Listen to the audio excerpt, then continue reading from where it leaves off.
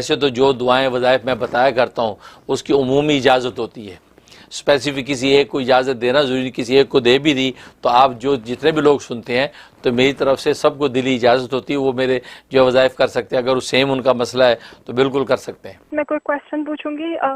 एक तो ये कि किसी को अगर अपनी बात के लिए कन्विंस करना हो, कभी हस्बैंड या बच्चे या बहन भाई इस तरह का होता है कि वो उनके अपने दिमाग में वो बात है कि वो वही काम करने को तैयार हो जाते हैं और मैं कहती हूँ तो नहीं मानते, तो उसके लिए कोई वजीफा बता दीजिए। और हम वजीफे में इशारे सवाब की नियत साथ साथ कर सकते हैं अगर बिस्मिल्लाहिर्रहमानिर्रहीम या सूरह फातिहा कुछ भी पढ़ रहे हैं तो।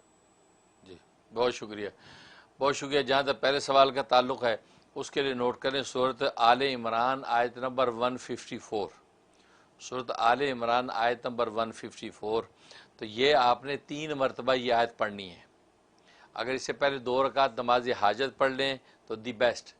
नमाज हाजत पढ़ के आप 3 दफ़ा ये आयत पढ़ के हाथों में दम करके चेहरे पे फेर लें, तो उसके बाद आप जो उस डिस्कशन में चले जाएं या जो भी जिसको आप बात कहना चाहती हैं कहें, इंशाल्लाह वो आपकी बात सुनेगा और मानेगा और आपका मकसद पूरा हो जाएगा। लेकिन अगर जो 2 रकात नहीं पढ़नी, वैसी आयत पढ़नी है तो 3 मरतबा ये आयत पढ़ के हाथों में दम करके चेहरे पे फेर लें और या मुतकब्बिरु या जलीलु, या मुतकब्बिरु या जलीलु पढ़ते हुए जाएं और फिर जाके उन साहब से बात कर लें। इंशाल्लाह आपके हक़ में जो फ़ैसला हो जाएगा।